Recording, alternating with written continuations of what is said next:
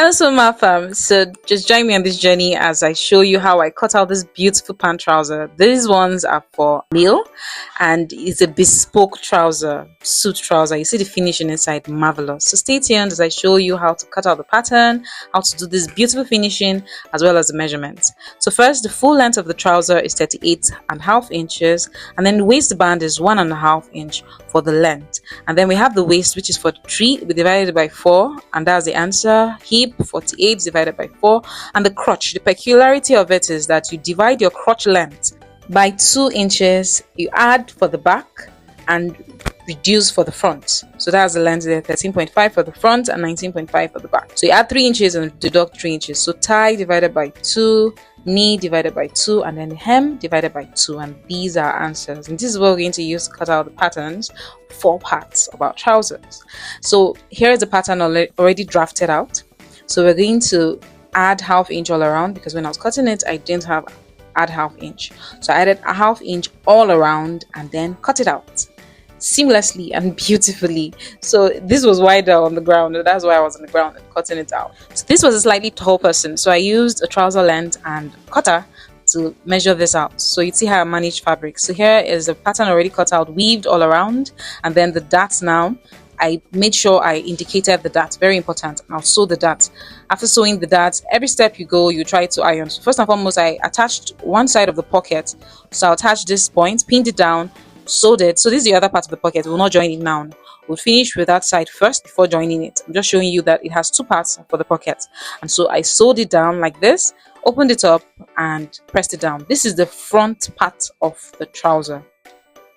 So I sewed, because that's where the pocket is. So I ironed it down. After ironing it down, I carried the other parts, sewed it on. So every step you go, you iron it flat. It will look seamless and beautiful every step of the way if you iron it. And then I placed the other part of the pocket, sewed it down. Ensured, the thing is, every step, every material that has 2 sides that look alike, ensure you mark it. You'd see I marked it with yellow chalk slightly so that I can know. And then sewed it down here by 1.25 inch. Just to hold it down. So this is a bespoke trouser. See, the same thing I did on this side at the pocket. And then place the lining. I also weaved the lining separately. You can see how beautiful it looks. So I ensure that I sewed the darts as well. After sewing the darts, ironed the darts down, then sewed it to the pants. And you see the finishing in front is marvelous. I love the lining. I love the print on it. And then before joining the front part, of course, you put your zip. Check my previous video to see how to attach your zip. So went to the back part. So the back would also deal with our darts. Ensure we sew our darts down, and then make sure we mark the places that we have to sew before we put our welt. Measure our welt down by 4 inches from the top, and then for the width of it is 4.5. So ensure that both sides have equal sizes. That's between the data. So I ruled it out and did the same thing for the back. But before you do the back, I just made sure I knew where it was before I ironed my ST to it. I had a black ST, so I ironed the black ST to it. Before we get there, you'll see it. I joined the material to the lining so that the material shows when we open our pocket. And all the things to attach to our welt pocket is ironed with an ST, just to make it big and beautiful. So you'd see on the pant trouser, you'd see how I ironed the ST to it, the black ST at the back, before attaching all the parts I need to attach to the front. So where it cleaned off, I retraced it so it'd be very clear to see. Then measured 1/2 inch underneath the line, rolled it over. We'll still do the same thing at the top part, so measure 1/2 inch and roll it. So I made sure it was just bigger than it by, that's pocket size, bigger than it by, let's say, 1 inch on both sides. And then you see this part that is plain, that will be placed at the top before the line. So I ensured, can you see? Before that line at the top. Remember I told you 1/2 inch at the top as well. Then pin this down. So after pinning it down, I sewed it and stopped at those edges we measured. So that's why we measured it, I see. And then I would use my scissors to open it up to those points that we're meant to stop at. So I have to notch it to start cutting first. Hence what I'm doing now. So I'll just notch it open on the line. Then cut it to the edge But before we get to the edge, you see what I'll do here? I'll make a V shape at that end. Let me show you like this. I seen before I get to the end, a V shape, like half an inch before the marked line. I did a V shape like this and stopped at that edge. Can you see? And I'll do the same thing to the other side as well. Okay, after doing this, we will now press it down. I'll show you how you press it down with an iron, a pressing iron. Make the V shape. Can you see? Press it down, create a half mark like that, half inch below, can you see, below the sewn part, and then turn it around. So after turning it around, you see the edge that has been ironed. So let me set it and you'd see it. So this is it at the back.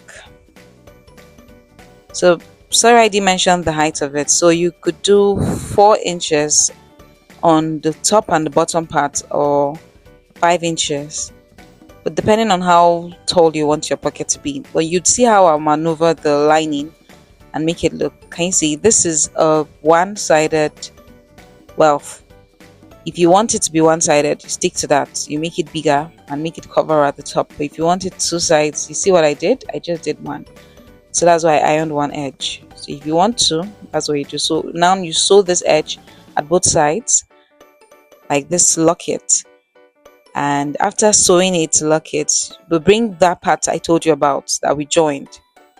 Can you see? Because I said when the pocket is open, let us see the, not a lining or a, so for this part I used the white estate to iron it because it's not going to show.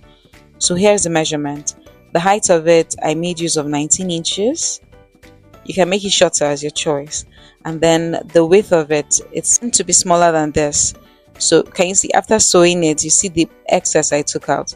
So it's just the same measurement with that part you put. So after sewing, I lined it at the edge. So if you want to see how the bias I made use of, check my previous video, my previous short. And this is it. This is how it looks when it is done.